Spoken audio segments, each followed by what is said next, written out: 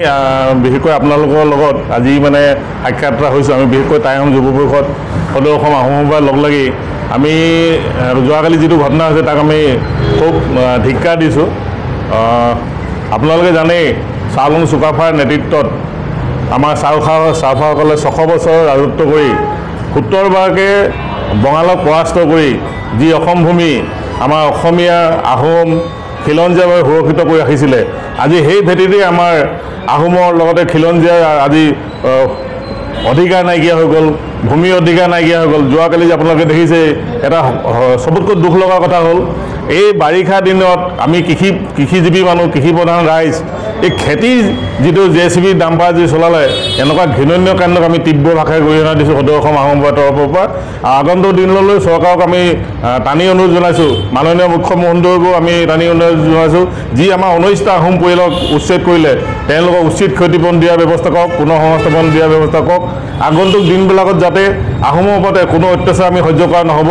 যদি এনেকৈ পুনৰাবৃত্তি হয়, আমি সদৌ অসম আহোম সভাৰ লগতে আমি টাই আহোম যুৱ পৰিষদ যিমান আমাৰ আহোম সংগঠন আছে, জাতীয় সংগঠন আছে, সকলোৱে লগ লৈ আমাৰ এই খিলঞ্জীয়াৰ সুৰক্ষা নিদিয়া চৰকাৰখন, জাতি মাটি ভেটি সুৰক্ষা কৰিম বুলি অহা চৰকাৰখনে আমাৰ খিলঞ্জীয়াকে খেদিবলৈ লোৱা কাৰ্যত আমি আগন্তুক দিনত তীব্ৰ প্ৰতিবাদী কাৰ্যসূচী গ্ৰহণ কৰিবলৈ বাধ্য হ'ম।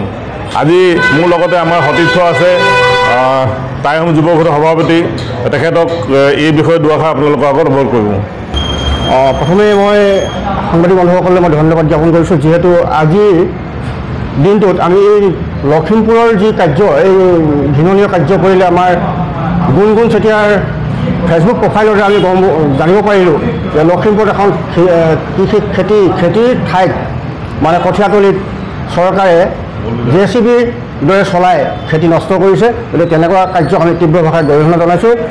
ভৱিষ্যতৰ দিনত যিখন চৰকাৰে সদায় আমাৰ খিলঞ্জীয়াৰ পক্ষত আছোঁ বুলি কোৱা চৰকাৰখনে আজি টাই আহোম জনগোষ্ঠীৰ 19টা পৰিয়ালক যি উচ্ছেদ অভিযান আৰম্ভ কৰিছে, এই উচ্ছেদ অভিযান অতি শীঘ্ৰে বন্ধ কৰক আৰু যিসকলক উচ্ছেদ কৰিছে সেই উচ্ছেদ পৰিয়ালসকলক অনতিপলমে তেওঁলোকক সংস্থাপন দিয়াৰ ব্যৱস্থা কৰক, ক্ষতিপূৰণ দিয়াৰ ব্যৱস্থা কৰক। নহ'লে আমাৰ টাই আহোম জনগোষ্ঠীৰ যি কেইটা সমূহ সংগঠনে মিলি একত্ৰিত হৈ আমি তীব্ৰ আন্দোলন গঢ়ি তুলিবলৈ বাধ্য হ'ম। অনাগত দিনত এই আহোম জনগোষ্ঠীটোৰ ওপৰত যি চৰকাৰে পদক্ষেপ লৈছে, সকলো ক্ষেত্ৰতে দেখি আহিছোঁ আহোম জনগোষ্ঠীটোক প্ৰতিটো কথাতেই তেওঁলোকে নিজ জ্ঞান কৰিবলৈ চেষ্টা কৰি আহিছে। গতিকে তেনেকুৱা কোনো কাৰ্য যাতে ভৱিষ্যতৰ দিনত নকৰে তাৰ হকে সকীয়াই দিয়া হৈছে।